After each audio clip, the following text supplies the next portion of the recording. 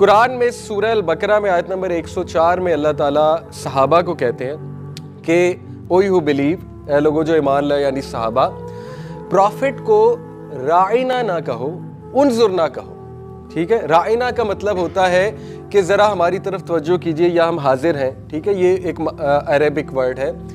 तो ज्यूज़ क्या करते थे उस दौर के, जो शरारती जहनीत के लोग थे, वो क्या करते थे, वो राइना को खींच कर कहते थे राइना। राइना का मतलब है ए चरवाहे, एक डेरोगेटरी टर्म है। ठीक है, कि वो प्रॉफिट को ना जान के, यानी नकल भी उतारते थे सहाबा की राइना कह के, और एक डेरोगेटरी टर्म भी यूज करते थे। जैसे आपको होता है अस्सलामु अलैकुम को कहते थे अस्सामु अलैकुम, यानी मौत हो तुम पे। ठीक है, तो वो जरा शरारती जहनीत थी उनकी। तो अल्लाह ने क्या किया कि इसका डोर ही क्लोज कर दिया। अल्लाह ने कहा कि तुम राइना ना कहो, तुम उनजुर ना कहो, कि हमारी तरफ तवज्जो कीजिए। नबी सल्लल्लाहु अलैहि वसल्लम को आउट ऑफ रिस्पेक्ट राइना ना कहो। इस प्रिंसिपल को कहते हैं सदे ज़राए। ये क्या है? ये है कि कभी कभी हलाल चीज़ भी छोड़नी पड़ती है। ठीक है, आउट ऑफ हिकमा। जैसे मैं आपको मिसाल देता हूँ कि कई ऐसी सिचुएशंस हमारे सामने आती हैं कि आप लेट्स से मैं एक रेस्टोरेंट में जा सकता हूँ, ठीक है, जहाँ पे हलाल फूड है, लेकिन कुछ चीज़ें देख के मुझे अवॉइड करना चाहिए।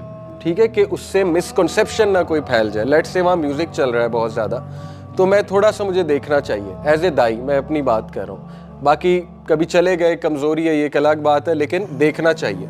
तो कभी कभी ऐसी चीज़ों को अवॉइड करने में ही हिकमत होती है जो इवन हलाल भी है।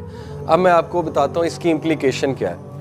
मैं आपको बहुत खुल के बताता हूँ। देखें, हमारे जो बिलवड ब्रदर हैं, ठीक है, वो बड़े इंटेलेक्चुअल होंगे, मैंने भी उन्हें सुना है, इंजीनियर मोहम्मद अली मिर्ज़ा, वो अच्छी बातें भी बहुत करते हैं, नो डाउट अबाउट दैट। लेकिन जब उन्होंने सहाबा का टॉपिक खोला है, ठीक है, सहाबा की जो इख्तलाफात हैं वो आम बंदे के सामने लाने का क्या मतलब है? हर बंदे की इमोशनल इंटेलिजेंस इतनी नहीं है कि वो सहाबा की सिविल वॉर्स को, उनके इख्तलाफात को डाइजेस्ट कर लें, एब्जॉर्ब कर लें और समझ जाए कि मकसद क्या है। आप समझ रहे, ये एक मिस्टेक है, उसके नुकसानात हुए हैं बहुत ज़्यादा। और सदे ज़राए का भी प्रिंसिपल लगाएं, कुछ चीज़ें छुपा लेनी चाहिए, कुछ चीज़ें छोड़ देनी चाहिए, इवन हक भी है। मैं आपको मिसाल देता हूँ। प्रॉफिट सल्लल्लाहु अलैहि वसल्लम ने अबू हुरैरा रज़ियल्लाहु अन्हु को कहा कि जिस शख्स ने ला इलाहा इल्लल्लाह पढ़ा हुआ है वो जन्नत में जाएगा दिल से। ठीक है, अबू हुरैरा रज़ियल्लाहु अन्हु ये हदीस जाके हज़रत उमर को सुना दी। हज़रत उमर ने उनका बाजू पकड़ा और उन्हें कहा कि अगर तुमने ये लोगों को सुनाई तो मैं तुम्हें मारूंगा। और हज़रत उमर ने उन्हें मारा, जब वो भाग रहे थे उन्हें मारा भी। ठीक है, 2-3 लगाई भी। तो अबू हुरैरा रज़ियल्लाहु अन्हु शिकायत लेकर प्रॉफिट सल्लल्लाहु अलैहि वसल्लम के पास आ गए जी कि ये कर रहे हैं मेरे साथ। प्रॉफिट सल्लल्लाहु अलैहि वसल्लम खामोश हो गए। इसका मतलब है कि उन्होंने इनडायरेक्टली एक्नॉलेज किया कि ठीक है उमर।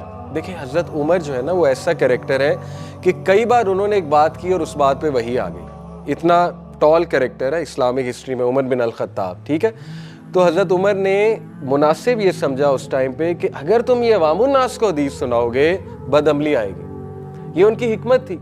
ठीक है, हज़रत उमर की एक हिकमत थी कि बदअमली आएगी। बदअमली कैसे आएगी? लोग कहेंगे ला इलाहा इल्लल्लाह पढ़ा है, दीन पे अमल करने की क्या ज़रूरत है। देखिए, हर बंदा ये नहीं समझ सकता कि ला इलाहा इल्लल्लाह पढ़ने का मतलब क्या है, उसकी कंडीशंस क्या है। वो तो सुनेंगे और अप्लाई कर लेंगे कि बस हमने तो पढ़ा हुआ है तो बस ठीक है, जो मर्जी करो, मौजें करो। तो मैं आपको बताना चाह रहा हूँ, हिकमत का तकाजा ये सीख लें। कुरान आपको हिकमत सिखाता है, कुरान मेक्स यू वाइज। ठीक है, कुरान आपको प्रिंसिपल बता रहा है कि sometimes even correct information should be hidden, okay, for various purposes। हिकमत है उसके पीछे, राइट? इतना रॉ होना, हर बंदे की इमोशनल इंटेलिजेंस नहीं उस रॉ इंफॉर्मेशन को ले ले, और कभी कभी हलाल चीज़ भी छोड़नी पड़ती है। ठीक है, ये बड़ा ज़बरदस्त प्रिंसिपल कुरान ने दिया है, इसको सदे ज़राए कहते हैं। और ये साबित हो रहा है सूरह अल-बकरा वर्स 104 से कि अल्लाह ने साहबा को राइना कहने से मना कर दिया, हालांकि कहना अलाउड है। इसलिए मना किया कि देखो बिला वजह का इससे एक लूप होल खुल रहा है, इसको ज्यूज इस्तेमाल करके राइना कह रहे हैं, तो तुम इस वर्ड को ही ना अटर करो। अब देखिए, आप इस प्रिंसिपल को अपनी लाइफ में लगा सकते हैं। बिला वजह वो बात करना जो मिसकंसेप्शन फैला रही है, बिला वजह। मैं आपको मिसाल देता हूँ, my body my right, my body my choice. Why are you using such a sentence जिस पे 100 सवाल उठ रहे हैं? और भैया आपने वुमेन राइट्स की बात करनी, कोई और सेंटेंस यूज कर लो। Why will you use this word, this sentence? My body my choice बहुत ही एक मिसकॉन्सेप्शंस फैलाने वाला सेंटेंस है। यानी what is meant by my body my choice? Does it mean कि मैं जो मर्जी करूं? Does it mean abortion rights? Does it mean prostitution? ठीक है, बहुत से मतलब निकलते हैं। अब उन्हें बड़ी मेहनत करनी पड़ी, नहीं इसका ये मतलब है, इसका ये मतलब है, हम we mean this, we mean that. तो आप why are you using this slogan? If इसके इतने मतलब निकल रहे हैं तो छोड़ दो, कोई और जुमला इस्तेमाल कर लो। ये हिकमत है, विजडम है, ठीक है। इसको ज़रा अपनी लाइफ में इस्तेमाल करने की कोशिश करें। तो मैंने आपको जो बताया कि सहाबा की मैंने जब बात की, सहाबा के डिफरेंसेस वो आम बंदे के सामने आप लाना शुरू कर देंगे तो आपके सामने ऐसे ऐसे वाक़यात आएंगे, आपके जहन में क्वेश्चन अराइज हो जाएंगे कैसे हो सकता है। क्योंकि आम बंदा जो है वो शायद ये ना समझ सके कि सहाबा भी इंसान थे, सहाबा से भी मिस्टेक्स हुई हैं, ठीक है।